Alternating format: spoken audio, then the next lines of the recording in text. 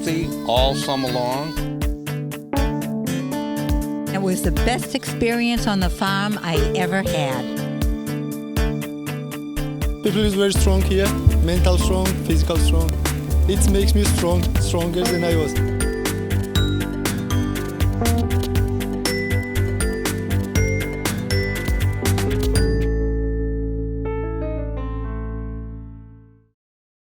So a CSA stands for Community Supported Agriculture, and it's a different type of farming, and it's also a different type of way of getting your food. So everybody has to eat, and that food has to come from somebody.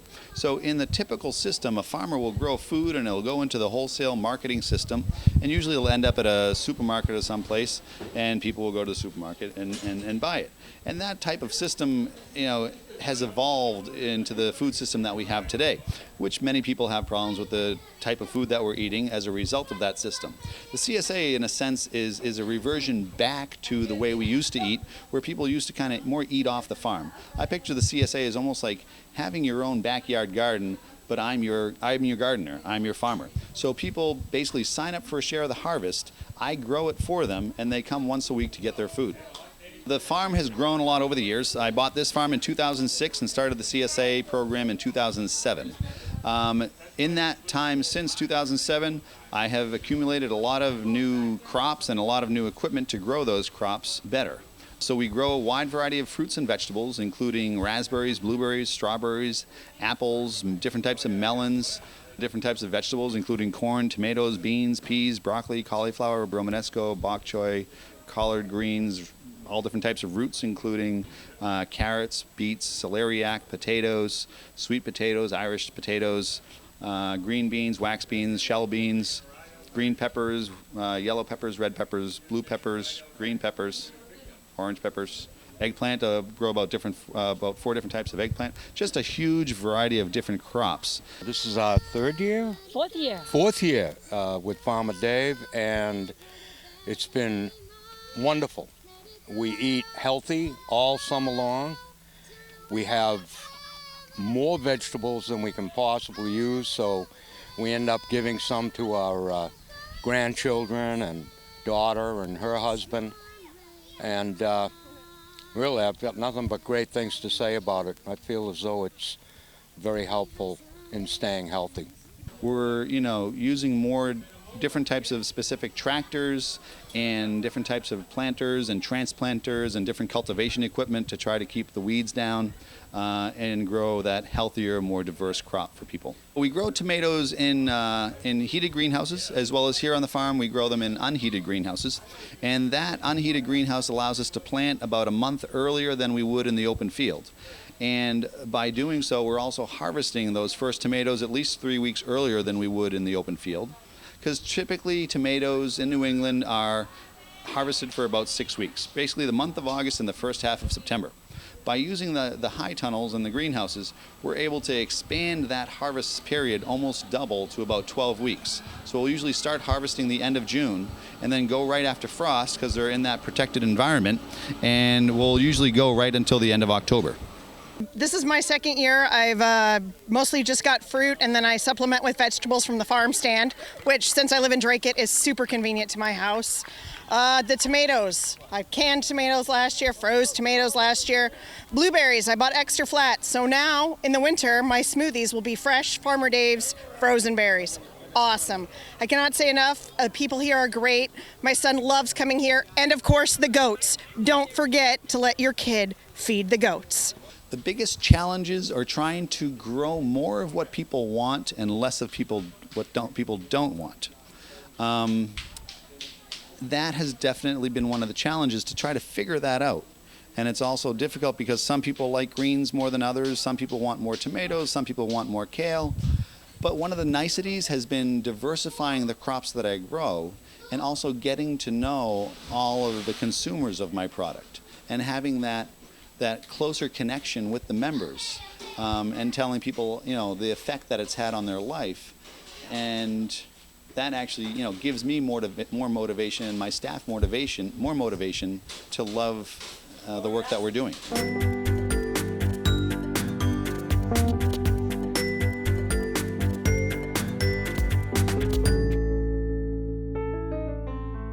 My name is Clement Thompson. I'm a farmer at Farmer Dave's. Let's say I'm the chief grower.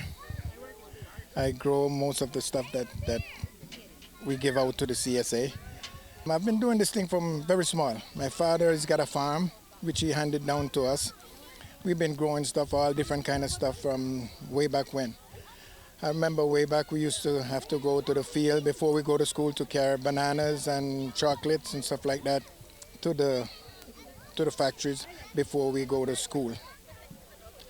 I came to America and then I started doing the same thing. I used to work in Florida and I work up in Maine, and then I ended up here at Farmer Dave's. I appreciate what I do and I'm very proud of what I do. I like planting stuff and watching it grow. That's my main thing for doing it here. A simple day for me is I come in in the morning at 6 o'clock. I hopped on one of the tractors. I started doing some cultivation. I started doing like preparing grounds for seeding.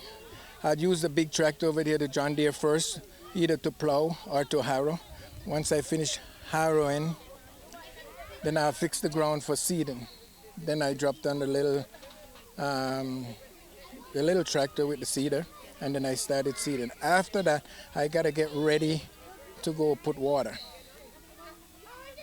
Once the water is done, then that's actually the end of the day, because it's doing more than one field.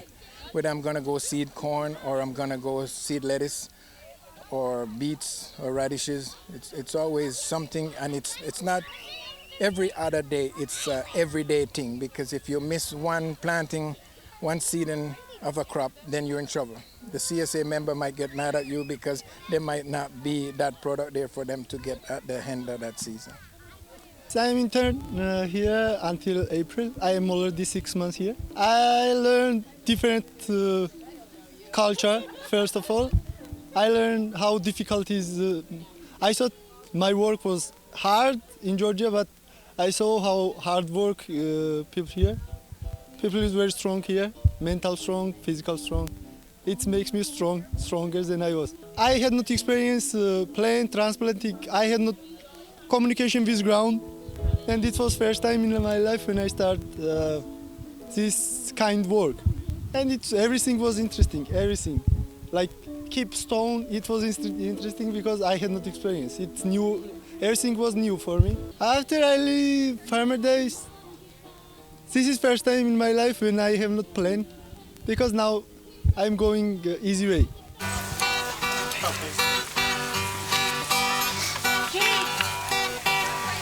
We went to his room in the middle of the night. We crept to his bed and we turned out the light. And then we discovered he was nowhere in sight. For my Uncle Walter goes waltzing at night. He goes wah wah wah wah wah waltzing with bears. Raggy bears, baggy bears, shaggy bears too. And there's nothing on earth Uncle Walter won't do. So he can go waltzing, wah wah wah waltzing. He can go waltzing with bears. The event has grown every year. We started it first as just a simple potluck where all the members get together and bring some food that they've, come to like from the farm and make a dish and share it together.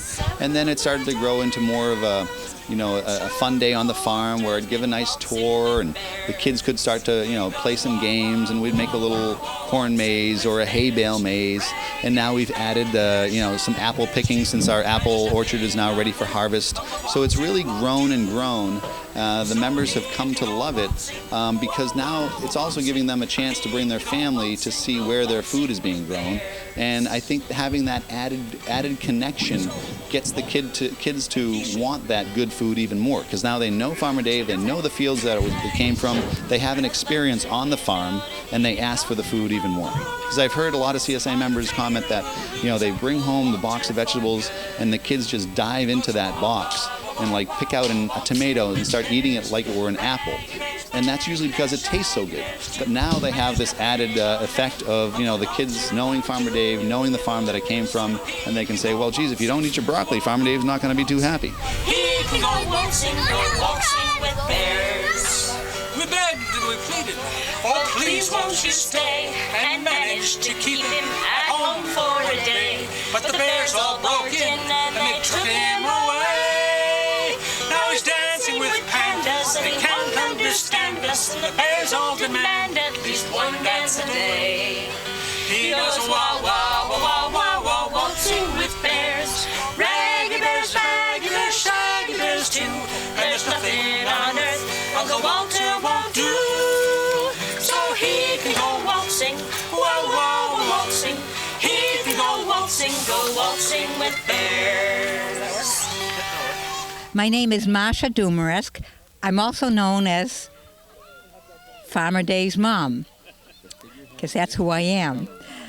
And obviously I can grow all the vegetables I want and pick them all out in the field, but I wanted the experience that the CSA members have. Just what is it like to come every week and walk off with a whole lot of vegetables? And it was the best experience on the farm I ever had.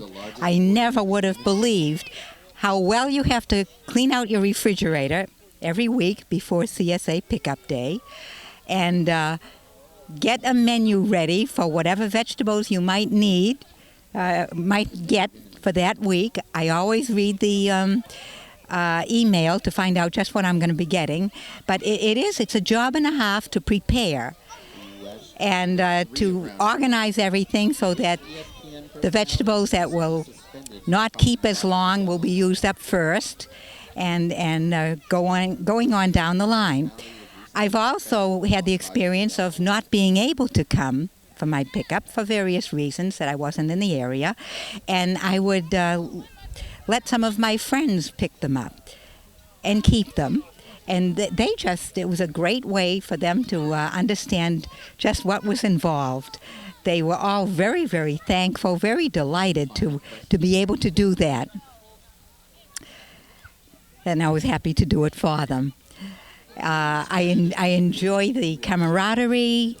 It's just a different group of people that really like fresh, homegrown vegetables. I enjoy helping them talk to the goats, Sunshine, Wilhelmina, also called Willie, and Billy.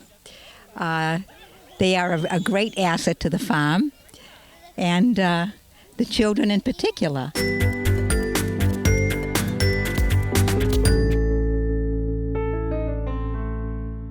I've had beef cows of my own in the past. I have some now. Probably the problem is I don't have enough land to grow as much beef as I'd like to, the way that I would like. I'd like to grow all the beef grass-fed as opposed to grain-fed. And so I partnered up with my friend Dana Taplin, who I already used about 15 acres of his fields, because he was always growing some beef cows as well.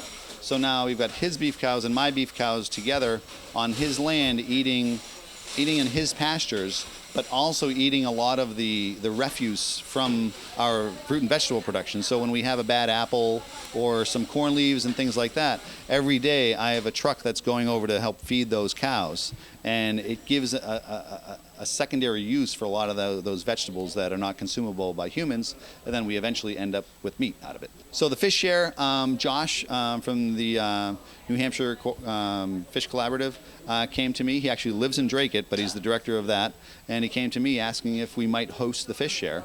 And I had spoken to some other fish shares in the past to see if we could host it. The numbers that they were looking for didn't seem to quite work, but because Josh lives in town and he's practically driving by, we said let's try it out in Dracut and see the response we get, and we've been getting an excellent response.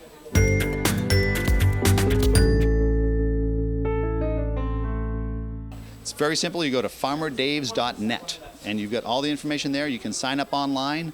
We try to make it simple. If you have any questions, shoot us an email, give us a call, and we'll help you through it.